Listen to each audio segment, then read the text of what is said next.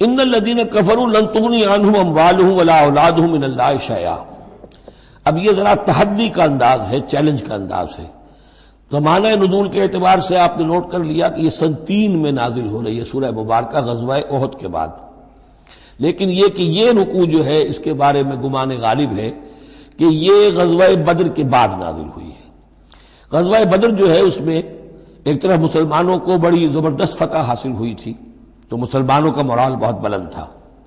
لیکن ایسی روایات بھی ملتی ہیں کہ جب مسلمان بدر سے کامیاب ہو کر غازی بن کر فتح یاب ہو کر واپس آئے تو جو یہودی قبیلے تھے مدینے کے ان میں سے بعض لوگوں نے کہا کہ مسلمانوں اتنا نہ اتراؤ، یہ کچھ قریش کے نا تجربہ کار چھوکرے تھے جن سے تمہارا مقابلہ پیش آیا ہے. اگر ہم سے کبھی بات اس کا مقابلہ پیش آیا تو معلوم ہوگا، تب دن میں تارے نظر آئیں گے وغیرہ وغیرہ.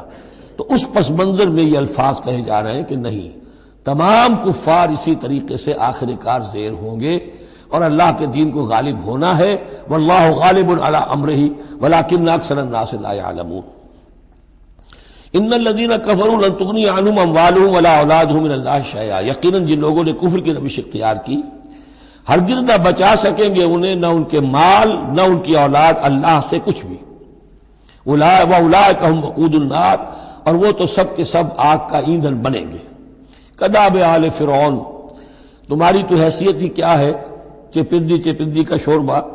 آل فرعون کا معاملہ یاد کرو، ان کے ساتھ کیا ہوا تھا. شہنشاہ اور بڑے لاؤ لشکر والا. وفرعون ذی الاوتاد کداب آل فرعون والذین من قبلہم، اور اسی پر کیا اس سے پہلے ثمود اور عاد جیسی قومیں زبردست جو ہیں اسی جزیرہ نما عرب میں رہی ہیں.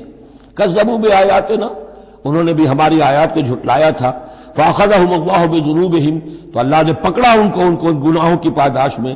واللہ شدید العقاب، اور اللہ سزا دینے میں بہت سخت ہے. قل للذین کفروا، اے نبی کہہ دیجئے ان لوگوں سے جو کفر کی روش اختیار کر رہے ہیں، ستغلبون وتحشرون الی جہنم، تم سب کے سب مغلوب ہو کر رہو گے، دنیا میں مغلوب ہوگے اور پھر جہنم کی طرف گھیر کر لے جائے جاؤ گے. وبئس المہاد، اور وہ بہت برا ٹھکانہ ہے. قد کان لکم آیۃ فی فئتین التقطا، تمہارے لیے ایک نشانی آ چکی ہے ان دو گروہوں میں جو آپس میں جنہوں نے جنگ کی، یعنی بدر کی جنگ ہوئی. اس میں ایک طرف مسلمان تھے، ایک طرف مشرکین مکہ تھے. تمہارے لیے نشانی موجود ہے.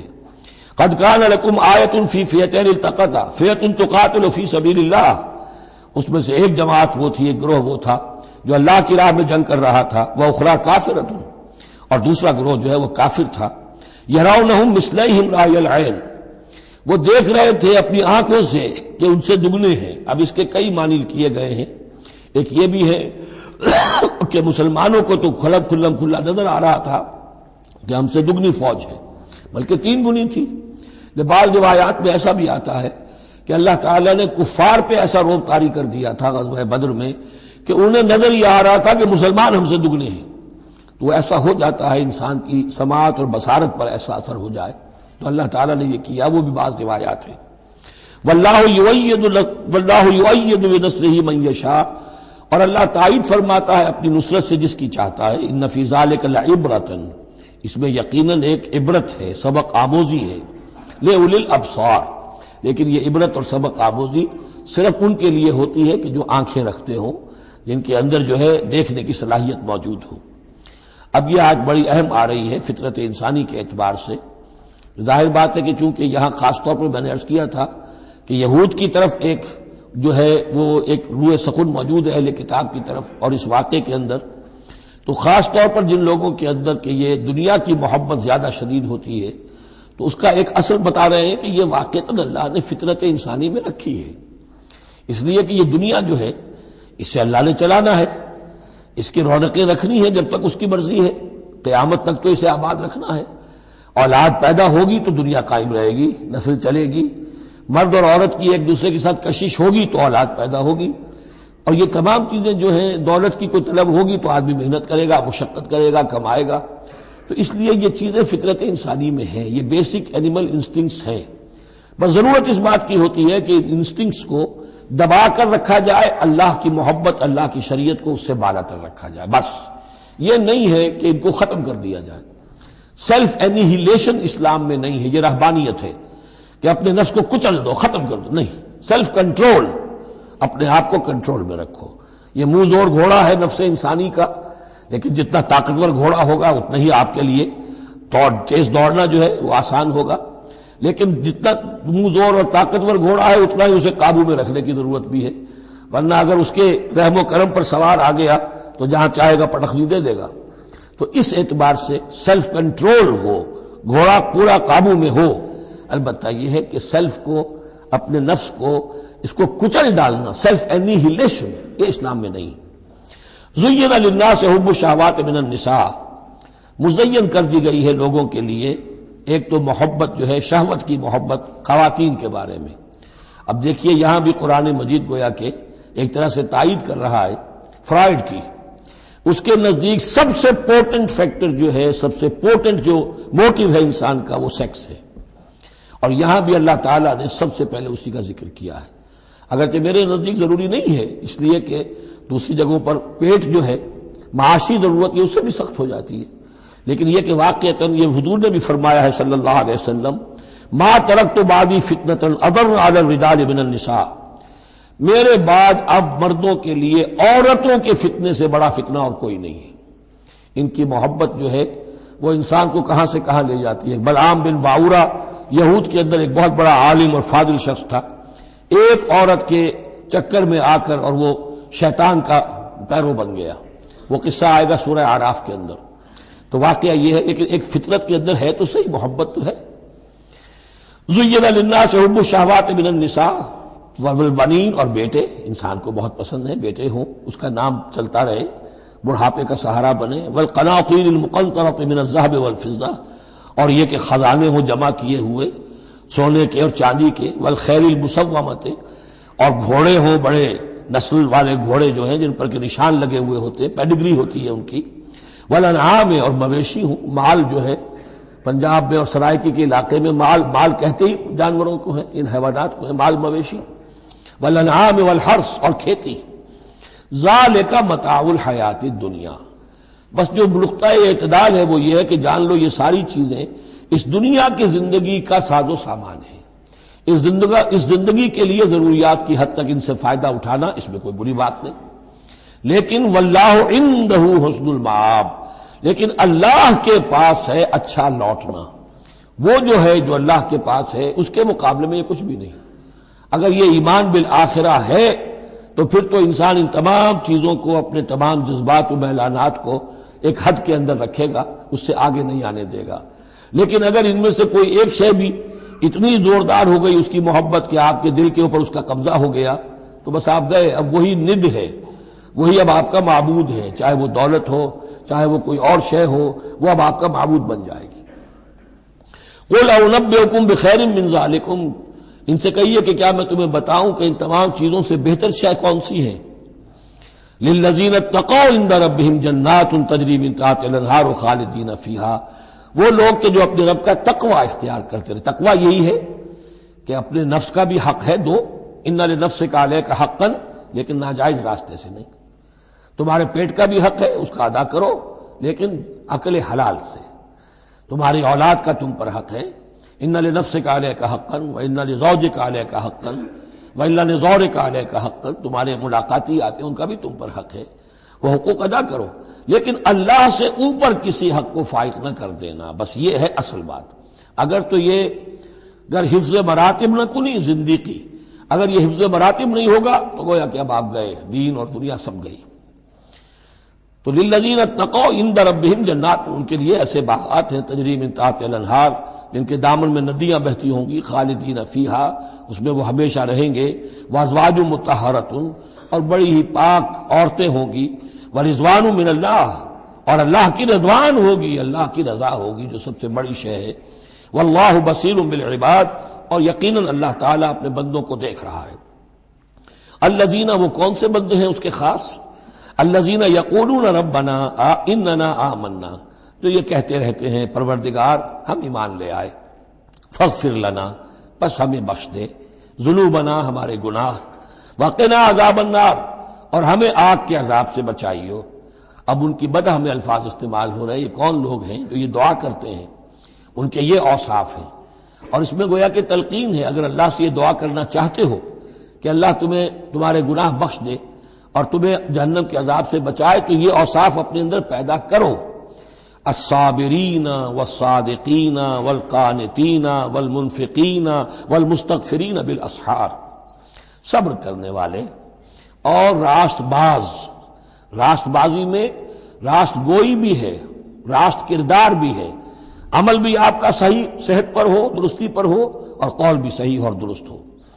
والقانتین، فرما بردار، والمنفقین، اللہ کی راہ میں خرچ کرنے والے، والمستغفرین بالاسحار، اور جو جس کو آپ کہتے ہیں small hours of the morning, وہ جو سحر کا وقت ہے، سحری کا وقت ہے، اس میں استغفار کرنے والے۔ ایک تو نمازیں ہیں جو 5 نمازیں ہیں، لیکن خاص وہ وقت جو ہے اس میں جب کہ فرمایا گیا ہے کہ رات کے آخری حصے میں اللہ تعالیٰ نزول فرماتا ہے سمائے دنیا تک، اور پھر ایک ندا ہوتی ہے، حل من مستغفر فاغفر لہ، حل من سائل فاعطیہ، ہے کوئی استغفار کرنے والا کہ میں اسے معاف کر دوں، ہے کوئی کچھ مانگنے والا کہ میں اسے عطا کر دوں۔ ہم تو مائل بکرم ہے، کوئی سائل ہی نہیں، راہ دکھلائیں کسے، رہرو منزل ہی نہیں۔ شہد اللہ انہ لا الہ الا ہوا والملائکۃ واولو العلم قائما بالقسط، اللہ خود گواہ ہے کہ اس کے سوا کوئی معبود نہیں، سب سے بڑی گواہی تو اللہ کی ہے۔ والملائکۃ، اور سارے فرشتے گواہ ہیں، واولو العلم، اور اولو العلم بھی اس پر گواہ ہیں۔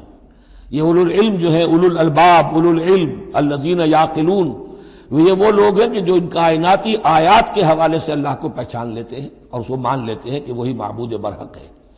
جو ہم نے 20ویں رکوع کی پہلی آیت پڑھی تھی سورہ بقرہ کی، ان فی خلق السماوات والارض واختلاف اللیل والنہار والفلک التی تجری فی البحر بما ینفع الناس، اور اس کے تمام بہت سے فینومینا آف دی نیچر بیان کر کے لآیات لقوم یعقلون، تو جو یعقلون ہیں، جو اولو الالباب ہیں، اولو العلم ہیں، وہ بھی گواہ ہیں کہ اللہ کے سوا کوئی معبود نہیں۔ لیکن یہاں جو اہم ترین لفظ ہے وہ اب آ رہے ہیں، قائما بالقسط، وہ قسط اور عدل کا قائم کرنے والا ہے۔ وہ جو میں نے کل عرض کیا تھا کہ ہم بھی سمجھتے ہیں کہ اللہ عدل قائم کرتا ہے اور عدل کرے گا، البتہ یہ کہ اہل سنت کے نزدیک یہ کہنا جو ہے سوء ادب ہے کہ اللہ پر عدل کرنا واجب ہے، اللہ پر کسی شے کا وجوب نہیں، لیکن اللہ کو عدل پسند ہے، اللہ کو واللہ یحب المقسطین، اللہ خود بھی عدل فرمائے گا۔ لا الہ الا هو العزیز الحکیم، اس کے سوا کوئی معبود نہیں ہے، وہ زبردست ہے، کمال حکمت والا۔ ان الدین عند اللہ الاسلام، دین تو اللہ کے نزدیک پسندیدہ اور اللہ تعالیٰ کے ہاں منظور شدہ دین ایک ہی ہے، وہ الاسلام ہے۔ یہ صورت اس اعتبار سے، اور یہ بھی سورہ بقرہ اور سورہ آل عمران کے حوالے سے آپ سمجھ لیجئے،